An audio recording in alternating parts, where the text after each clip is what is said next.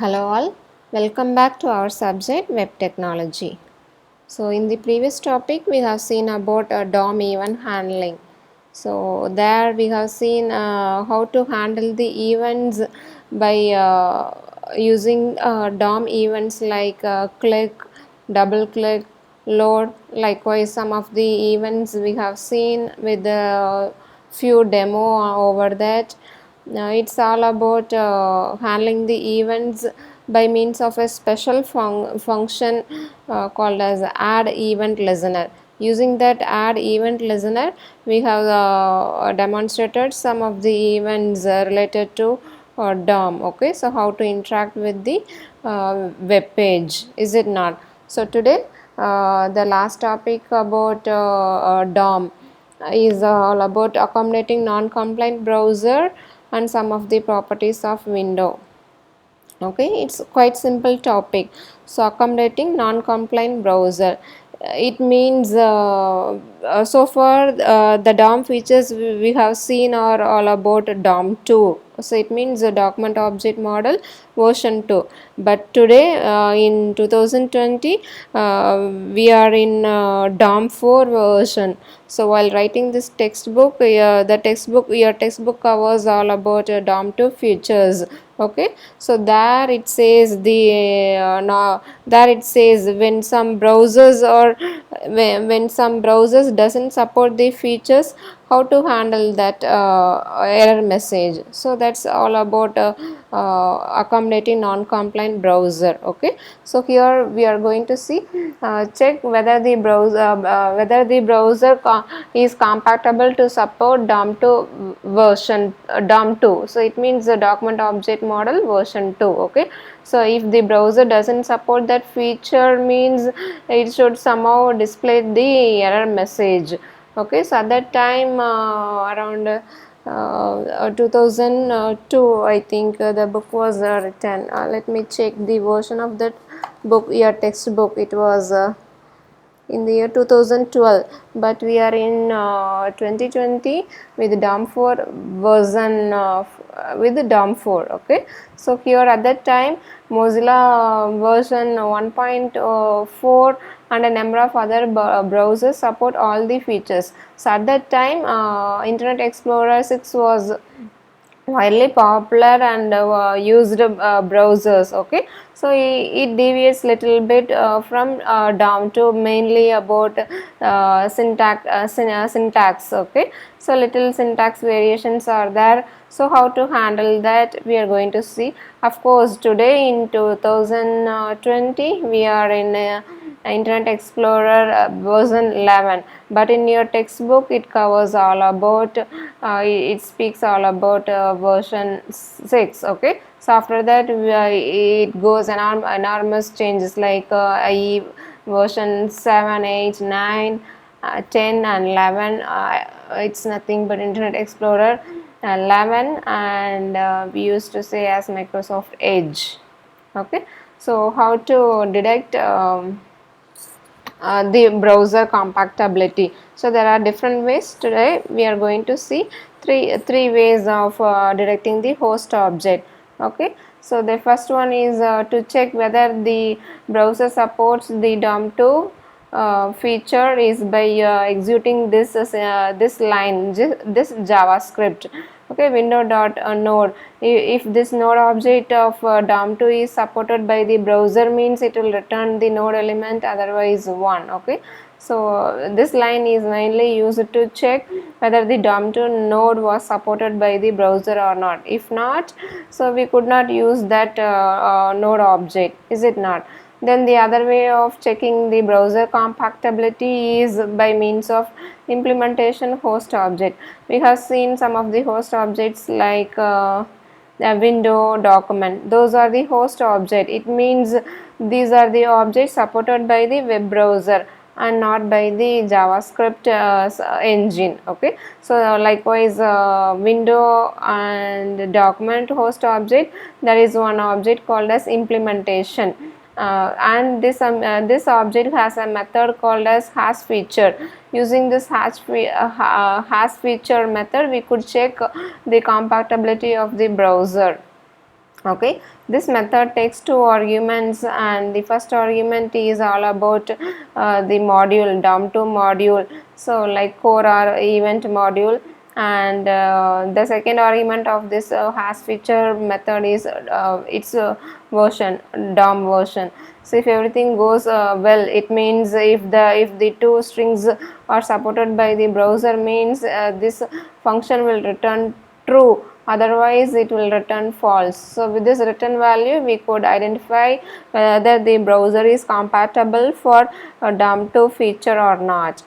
And the other way is if the Internet Explorer is not supporting some of the method.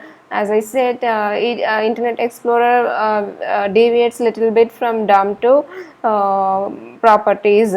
So here we could check it. So variable IE, so you could check you could recognize the Internet Explorer browser, and if the code runs by the Internet browser doesn't support, means we could change the property like this, set property, instead of handling it something like style object, and it's one of the property background colors. Okay, so it's a simple code, though there are different ways are there. The things are evolving each and every day, and the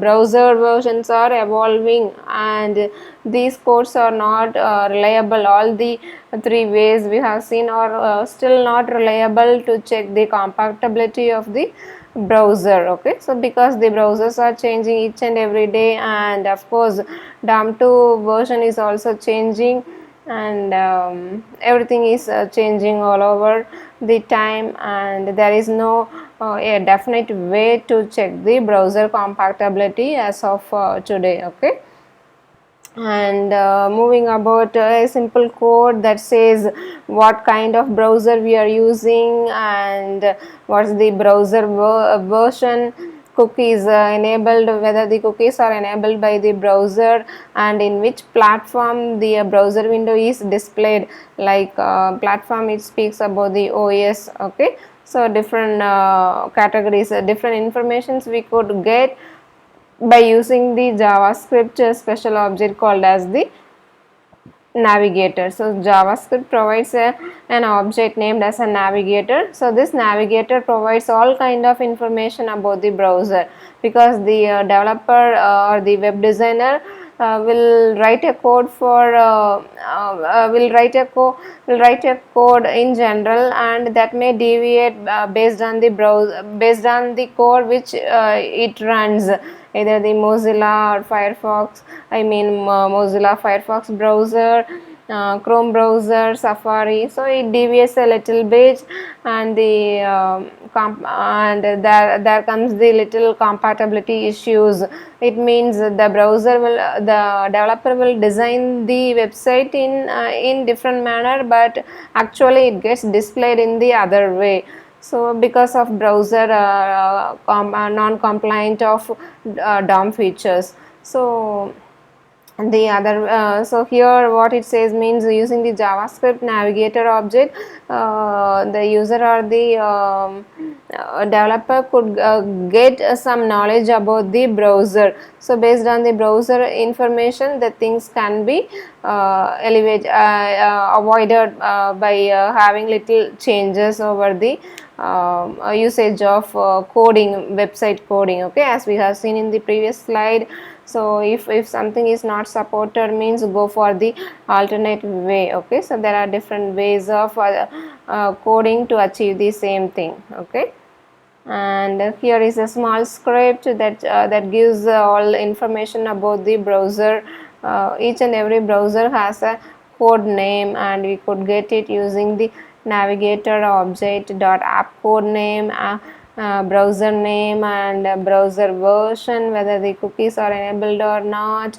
So a lot of informations we could get it using the JavaScript navigator object. Okay, and moving on to compatibility issues in IE6. So I'm keep on repeating it. Today we are in IE11, but at the time of writing the textbook, mainly it was the most popular web browser at the time was IE6. Okay, so IE6 does not fully comply about DOM2 features. Okay, so like node object of DOM2 is not available in IE6, and it also won't support the set property or get property methods. And of course add event listener was also not available in IE6. So instead of it, so the intrinsic event model is the only one available to program where the program runs in IE6. Okay, so little syntactic difference are there in IE6, so rather than substantive, so it differs with a little syntax over DOM2 features. Okay, and of course these features are today obsolete because we are in IE11.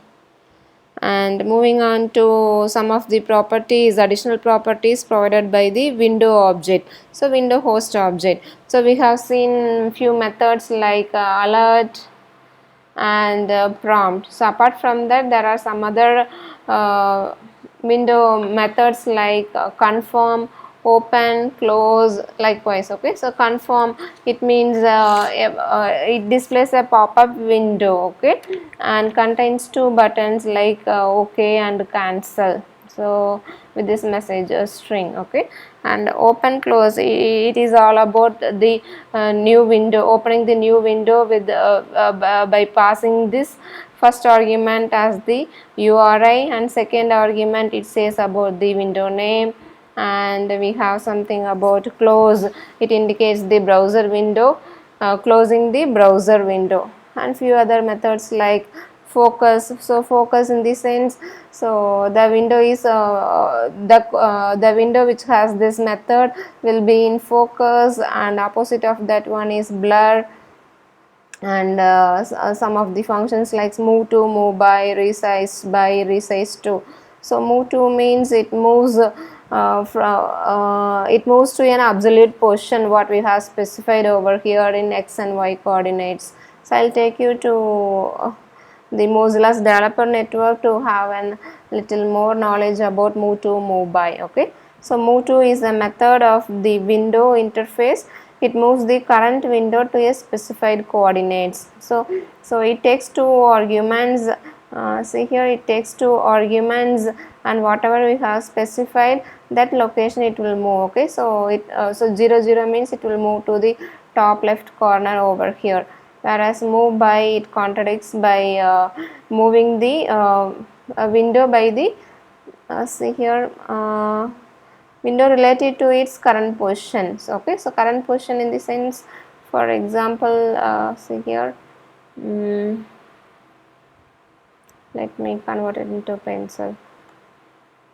Okay, so if the window is displayed over here right now, and move to with the two coordinates, if we pass means, if suppose if we this is the overall screen, and inside the screen only this portion of the window is displayed, and move to means it will move to the absolute portion. Suppose it coordinates it's 0 0 means it will move over here, but move by means with respect to its relative portion. So currently it is over here.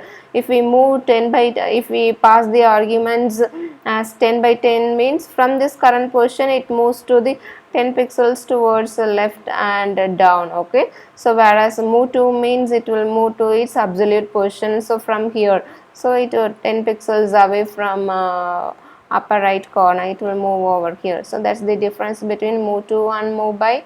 So resize is just simply resizing the window based on the absolute value, and here based on the current position. And the print method, it is used to print the document whatever it has currently contained in the present window. Okay, some of the methods available for window object, and of course these are some of the methods related to the time. Okay, set timeouts, this string, so it will call this first argument. So it takes two argument, string and the number. So here it will execute this JavaScript. Okay, so here in the first argument, so we will be specifying, we will be calling the JavaScript code that will run after this specified time is elapsed. Okay. Here so we will be specifying the time in terms of milliseconds, and we could reset it by having the call of clear timeout.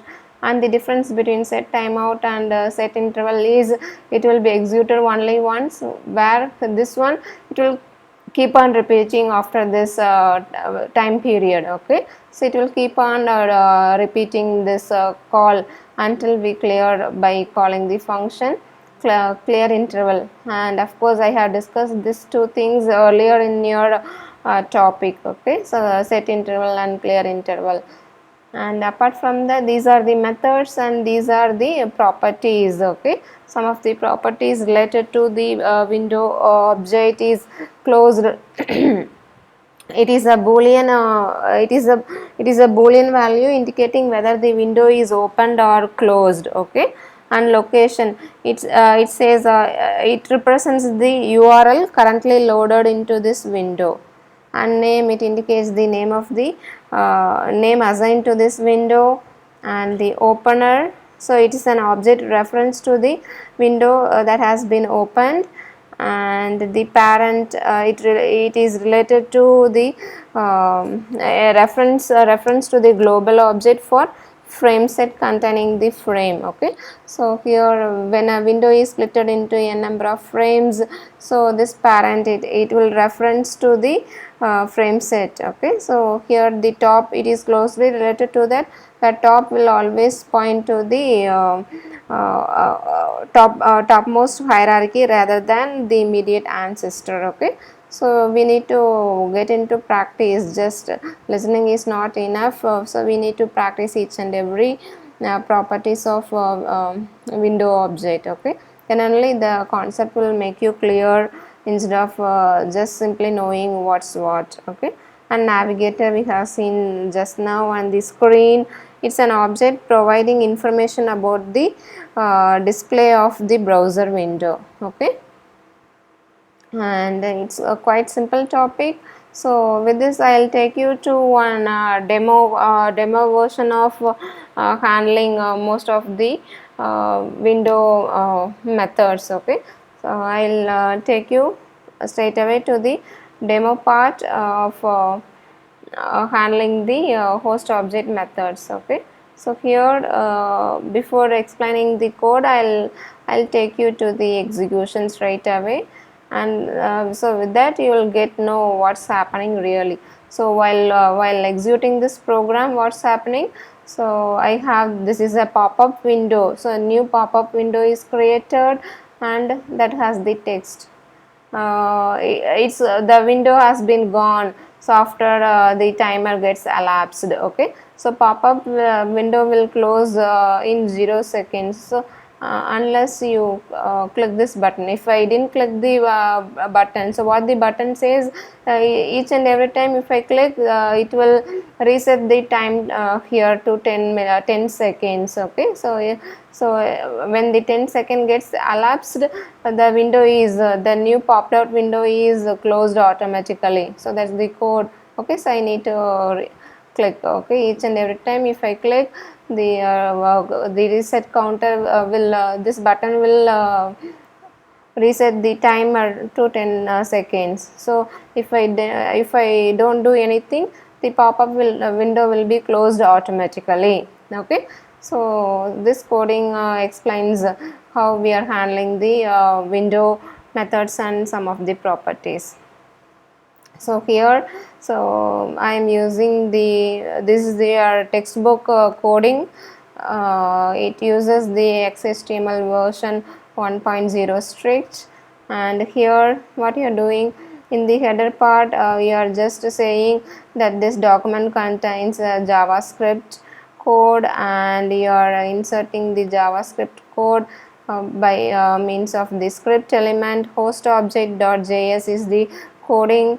And here in the body part, so while loading, when the page gets loaded, you're calling this function init, and we are displaying inside the paragraph we are having the label pop-up will close in the time duration you are inserting it into span element, an inline element with an id countdown.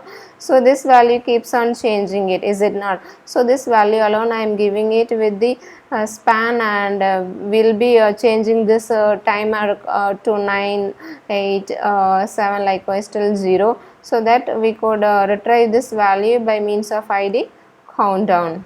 Okay, and button, you are having the button, and when you click the button you are calling the reset countdown function to reset the counter to 10 again. Okay, and I'll take you to the JavaScript. Okay, so here just omit these errors, just we'll look into the main part. So body, when a body gets loaded, it immediately calls the initialize function. So in the initialize function, what's happening? A pop-up window is open, is it not? So using this window function open, which takes the first argument as this URL, this URL gets called. What's that? Host objects pop-up. So what's happening when you call, when the window gets open, just it displays the pop-up text, is it not? Simply a new window is open because we are opening the new window, is it not? So using window.open, and it contains this document, and the second argument is a reference to this window, new pop-up window with the height and width you are specifying it in, okay, and set interval. So what's happening? We are setting the interval by calling this mess with pop-up. So what's the logic here? So it this pop-up window will remain there for 10 seconds, and you are decrementing the timer. So each and every 1 second the timer gets decremented. So here 1000 means 1000 milliseconds. So each and every time the timer gets decremented, and it mess with pop-up function is called. So what's that? So it will keep on checking the counter value. So it will reduce the counter time. So initially the counter was 10, that was specified in the span elements, and you are decrementing that value each and every time. So when the counter reaches 0, you are clearing the interval, and see here you are closing the pop-up window. Otherwise what you are doing, each and every time, each and every second, the pop-up window is moved 10 by 10 pixels away and the you are resizing that window 2 by 2. Okay, and focus is on that pop-up window, but actually while executing, so I am puzzled why the things are not happening here. So if time permits, you just rectify this error. Okay, so when I while showing this demonstration, I am not getting this code. Actually this code is not actually running it. So move by means each and every second the window has to be the pop-up window has to move away 10 by 10 pixels, is it not? And the window also resized 2 by 2 pixels, but it's not really happening. Just if time permits, you just go through it and rectify the mistakes. Okay, then what's happening, the next line, window.document.get element counter. So counter, what you are doing here,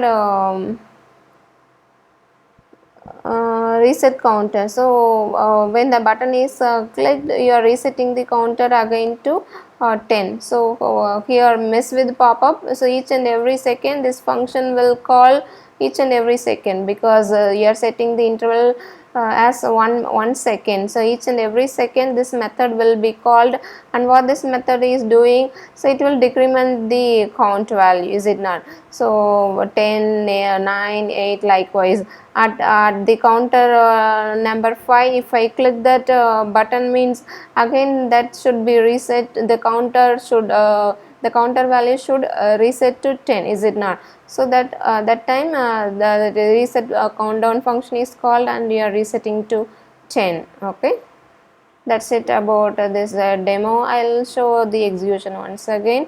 Okay, oops, I am executing the JavaScript. I need to switch to the HTML and have to execute it. Okay, so here the one error is it's not it's not moving each and every time. It should move away 10 by 10 pixels, and the window has also been resized as per the code given, but that's not happening. Instead it just closes the window when it reaches the 0 seconds. Okay, and that's it about the today's topic, and we are winding up with the document object model also. So from next topic onwards we'll be focusing on server side scripting. Okay, so there we'll be discussing about the Java servlets. Okay, so that's it, and I'll meet you in the next topic. Till then, thank you all.